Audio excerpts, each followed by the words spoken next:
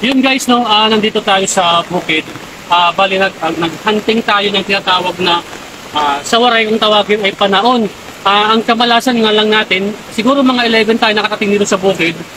Umulan ng malakas, ngayon pauwi tayo, yung sapa no, halos baha na kaya may hirapan tayo ngayon makauwi. So ito yung panaon no. Isa sa palatandaan kung paano malaman na hinog na yung tinatawag na panaon ay dudukutin mo ng daliri yung butas. Ganyan.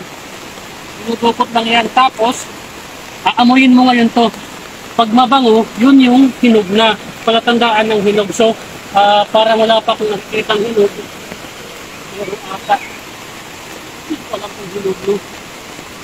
Hindi ko alam kung hinog yan. Ito yung pusok niya no. Ginaganyan lang yan oh. Ayan yung pusok. Ito naman yung laman niya. Bilaw. Kasi kulay puti, pero pwede pa ito kainin. Katabang. Walang hinog. Lang ha.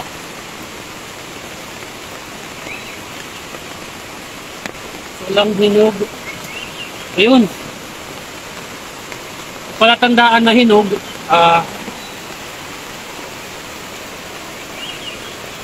itim na yung laman niya. Yan. Ang tamis. Grabe. Panaon tawag dito tiknot panaon. Hindi ito tagbak o katkatan kasi marami lang sabi tawag na dito tagbak or ano. Sarap. Pamiling ito buo. Yan. Ubus ko na yung isa. 5 piraso lang ata ang laman. Madumi na ako. Sarap. Sarap. Ingat lang, huwag kumain ng madami kasi nakakatubol. Delikado dito pag nakadami ng kain.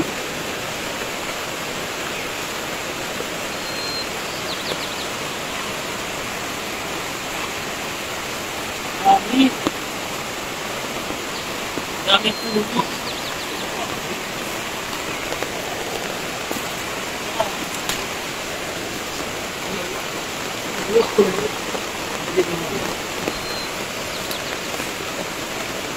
Wala. Matigas pa siya siguro.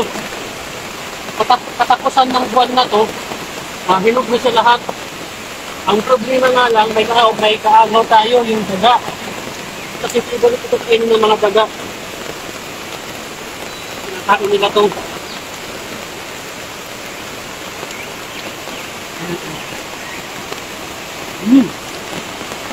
Sarap kasinin mo. Kaya pala lang ito. Matang. Sinyo o. Uy.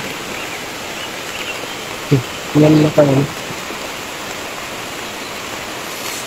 Panaon guys, panaon. Panaon tawag dito, panaon. Problema natin ngayon kasi malaki na yung tubig sa sapa. Paano tayo makakauwi? Ayan siya oh. Ito yung tamang pagbukas niya. Paikot. Ayan. Yan yung puso. Tapos ito yung laman.